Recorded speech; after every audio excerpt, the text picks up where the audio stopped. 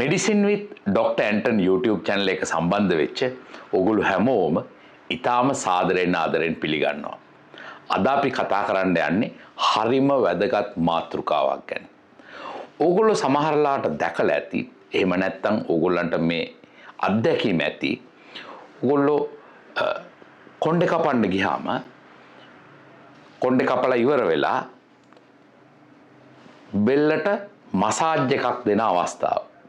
මේ අවස්ථාවේදී එක පාරටම වේගෙන් හිස එක පැත්තකට අඹරවනවා. එතකොට සද්දෙකුත් එනවා. පොප් හඬක් බෙල්ලෙන් එනවා. ඒකම වාට යම් නිදහස් වීමක් නැත්නම් බෙල්ලේ හිරි ඇරුණා වගේ තේරෙන ගතියකුත් දැනෙනවා. අපි මේක ලේසියෙන් හිතුවට මේ කරන දේ හින්දා මේ බෙල්ලේ හිරි ඇරීම මේකට අපි කියනවා ඉංග්‍රීසියෙන් cervical manipulation කියලා.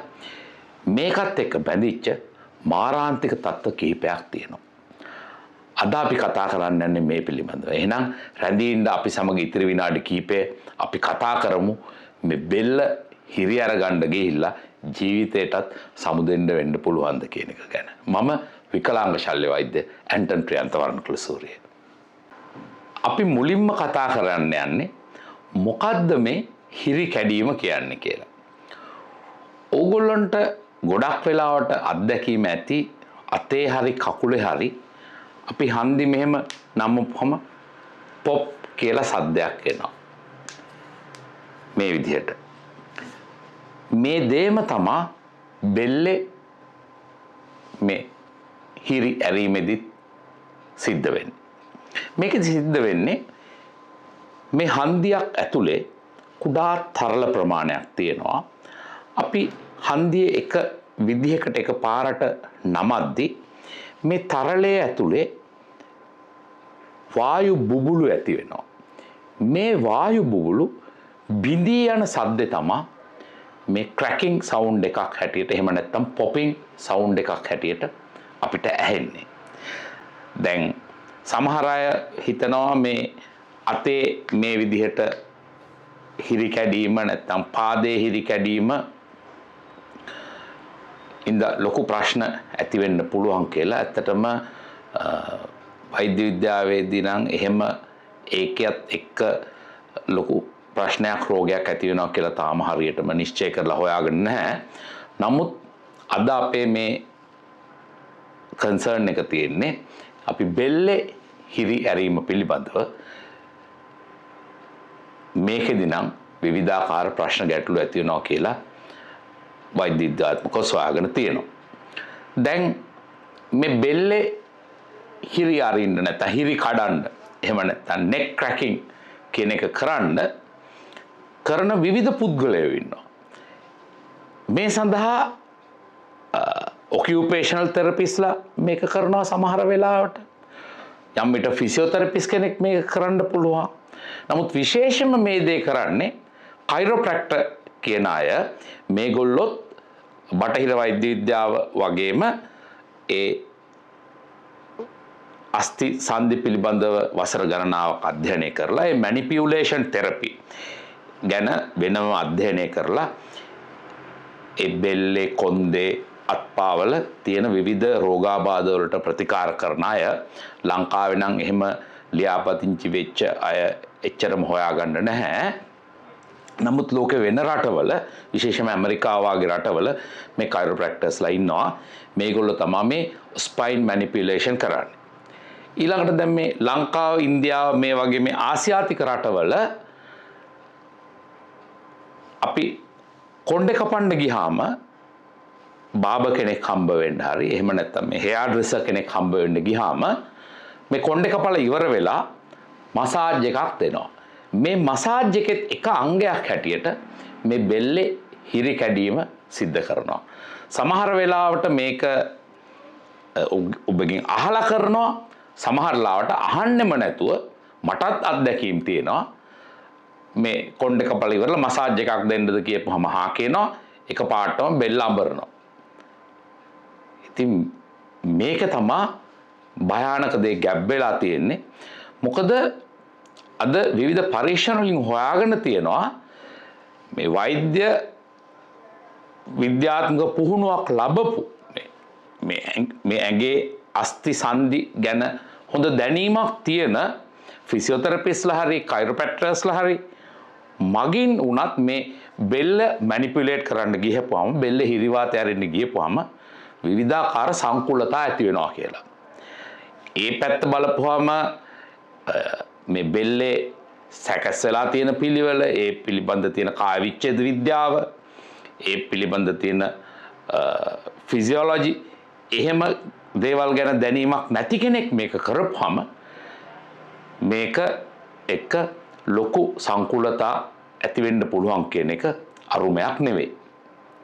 අපි දැන් බලන්න යන්නේ මේ ෂණිකව බෙල්ල ඇඹරවීම නිසා වෙන්න පුළුවන් රෝගාබාධ මොනවාද කියලා. ඒ අතරින් පළවෙනි දේ තමයි බෙල්ලේ මාංශ පේශි ඇදී යන්න පුළුවන්. එක පාරට බෙල්ල අඹරවපුවම බෙල්ල ආශ්‍රිතව මාංශ පේශි ගණනාවක් තියෙනවා. මේ මාංශ පේශි ඇදී යාමකට හෝ ඉරී යාමකට ලක් වෙන්න පුළුවන්. ඒක එකක්.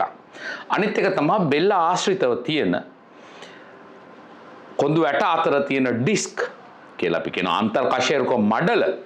යම් විට මේ අන්තර්කශේරුක මඩල පැත්තට තෙරපිලා පිටුපසට තෙරපිලා ස්නායුවක් තෙරපෙන්න යම් අවස්ථාවක් තියෙනවා. ඒක දෙවෙනි කාරණේ. තුන්වෙනි සහ වැදගත්ම කාරණේ තමයි බෙල්ලේ කශේරුකා අතරින් දිව යන මොළයට රුධිරය සපයන නාල තියෙනවා. අපි මේවට කියනවා vertebral artery කියලා. ඒ වගේම මොළයට ලේ සපයන රුධිර නාල තියෙනවා. මේ රුධිර නාලවල යම් ඇදී යාමක් හරි එහෙම නැත්නම් රුධිර නාල අභ්‍යන්තරයේ තියෙන පටකවල ඉරී යාමක් සිද්ධ වෙන්න පුළුවන් මේ ෂණිකව බෙල්ල ඇඹරීම නිසා. ඒ නිසා මේ ලේ නහර පුපුරා යාම, ඒ වගේම මොළේ ලේකට ඇතිවීම සිද්ධ වෙන්න පුළුවන්. මේක තමයි මේ තත්ත්වයේ තියෙන බෙල්ලේ හිරියැරීමේ තියෙන භයානකම සංකූලතාවය. අපි ඊළඟට කතා කරන්න යන සංකූලතාවය තමයි බෙල්ල හැදිලා තියෙන අස්ථි. අපි කියනවා කශේරුකා 7කින් බෙල්ල හැදිලා තියෙන්නේ. මේ කශේරුකා 7 අතර සංදි තියෙනවා. මේවට අපි කියනවා ෆැසට් ජොයින්ට්ස් කියලා. මේ බෙල්ල එකපාරට අඹරපුවම සංදිවල කුඩා ඉරියාම් ඇති වෙන්න පුළුවන්. ඒ වගේම ඒ ෆැසට් ජොයින්ට්ස් වල මුදු කාට්ලේජය ගෙවී යන්න පුළුවන්. ඒ වගේම සමහර වෙලාවට කලාතුරකින් මේ ෆැසට් ජොයින්ට් එකක් ඩිස්ලොකේට් වෙන්න, එහෙම නැත්නම් ජොයින්ට් හන්දිය පනින්නත් පුළුවන් කමක් තියෙනවා මේ වේගයෙන් කරන බෙල්ල ඇඹරීම නැත්නම් මැනිපියුලේෂන් එකක් හින්දා. මේ ලෝකේ පුරා විවිධ රටවල කරපු පරීක්ෂණ වලින් පෙනී ගිහිල්ලා තියෙනවා. ඒ වගේම සමහර පුද්ගලයින්ගේ මරණ පරීක්ෂණ වාර්තා සහ මරණයට පෙර ඒගොල්ලෝ කරපු දේවල් ගැන සලකා බලපුවාම හොයාගෙන තියෙනවා මේ සමහර අය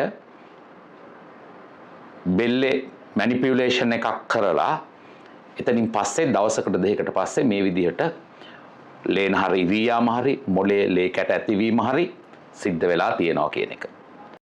අපි බැලුවොත් එහෙම මේ බෙල්ල හිරි කැඩීමෙන් ඇති වෙන්න පුළුවන් සංකූලතා එතන මෙහිදී සලකලා තියෙන්නේ මේ පිළිබඳ යම් පුහුණුවක් තියෙන කෙනෙක් මේ නෙක් ක්‍රැකින් එක කරපුවාම එන සංකූලතාවල ප්‍රමාණය හිස රදේ බෙල්ල වේදනාව වාගේ තත්වයන් 30 ඉඳලා 60 දක්වා ඇති වෙන්න පුළුවන්. ඒ වගේම ස්නායු එහෙම නැත්නම් ඩිස්තෙරපිම් 100ට වඩා අඩුයි. ඒ වගේම රුධිර නාල ඉරියාම් ලේකට සෑදීම් වාගේ සංකීර්ණ සංකූලතා සාමාන්‍ය ලක්ෂයකින් එක්කෙනෙක්ට හරි ලක්ෂයකින් 5 දෙනෙක්ට හරි සිද්ධ වෙන්න පුළුවන් කියලා තමයි හොයාගෙන තියෙන්නේ. ඒ වගේම මිලියන ගණනාවකින් කෙනෙක්ට මරණය වුණත් ඇති වෙන්න පුළුවන් කියන එක තමයි පරීක්ෂකයෝ පෙන්වා දෙන්නේ. දැන් මම මේකෙදි කියන්න උත්සාහ කරන්නේ වෛද්‍ය විද්‍යාත්මක පසුබිමක් නැති, ඒ පිළිබඳ පුහුණුවක් නැති කෙනෙක් අපිට මේ විදිහේ බෙල්ල එකපාරට ඇඹරුවොත් මේකේ ප්‍රමාණය තැන නොතැන නොදැන සෑහෙන අනතුරකට අපි මුහුණ දෙන්න පුළුවන්. මේක ඒ මොහොතේම එන්නේ නැහැ. දවසක් දෙකක් තුනක් ගියාට පස්සේ තමා මෙහි සංකූලතා ඇති වෙන්න පුළුවන්. ඉතින් මෙම කුඩා වීඩියෝවේ පණිවිඩය තමා ඕගොල්ලොත් ඊට පස්සේ කොණ්ඩේ කපන්න හරි මේ කොණ්ඩේ ආශ්‍රිත යම් ප්‍රතිකාරයක් කරගන්න ගියාම බෙල්ලට නම් අත තියන්න දෙන්න එපා. පැහැදිලිවම ඉල්ලා හිටින්න ඕන මගේ බෙල්ල නම් අඹරන්න එපා කියන එක. මොකද මේකත් එක්ක මම ඉස්සල්ලා කිව්වා වගේ බෙල්ලේ නහර ඉරී යන්න, බෙල්ලේ මාංශ පේශි ඉරී යන්න, ඒ වගේම මොළේ ලේ කැට ඇති වෙන්න යම් අවස්ථාවක් තියෙන නිසා අපේ ජීවිතය අපි පරිස්සම් කරගන්න ඕනනේ. ඒ හින්දා මේ දෙයට ලක් වෙන්න එපා. මම දැන් මේ මාතෘකාව ගැන කතා කරන්න මගේ යාළු හිතමාත් මිත්‍රාදීන් කීප දෙනෙක්ටම කතා කළා. හැබැයි මේගොල්ලෝ මේ ගැන නොදැන, මේගොල්ලෝ වෛද්‍ය වෘත්තය කරන්නේ නෙමෙයි. නමුත් මේගොල්ලෝ මේ ගැන නොදැන උනත් කිව්වා අම්මෝ මම නම් බෙල්ල අල්ලන්නවත් දෙන්නේ නැහැ. තව කෙනෙක්ව මම නම් පැහැදිලිවම කියනවා බෙල්ල නම් අඹරන්න එපා කියලා. අපේ මේ ජනතාවත් අපේ ශ්‍රී ලාංකිකයිනුත් හොඳ ඉවක් තියනවා මේ ගැන. මං හිතන්නේ මේ වගේ පැහැදිලි කිරීමකින් පස්සෙත් නම් ඒගොල්ලෝ හොඳටම මේ තත්ත්වයෙන් වැළකීලා ඉන්න උත්සාහ කරයි. මොකද මේක නොදැනුවත්ව වුණත් යම් ඉවක් තියෙනවා මේකේ මොකක් හරි ඩේන්ජර් එකක් නැත්තම් මේකත් එක්ක අපේ ශරීර සෞඛ්‍යයට අහිතකර තත්ත්වයක් උදා වෙන්න පුළුවන් නේද කියලා යම් ඉවක් තියෙනවා අපේ මිනිස්සුන්ට.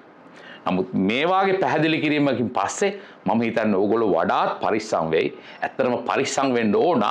අපේ බෙල්ලයි මොළේ පරිස්සම් කරගන්න එපා. මොනා කරන්නත් ජීවත් වෙලා ඉන්න මේ දෙකම ඕනනේ.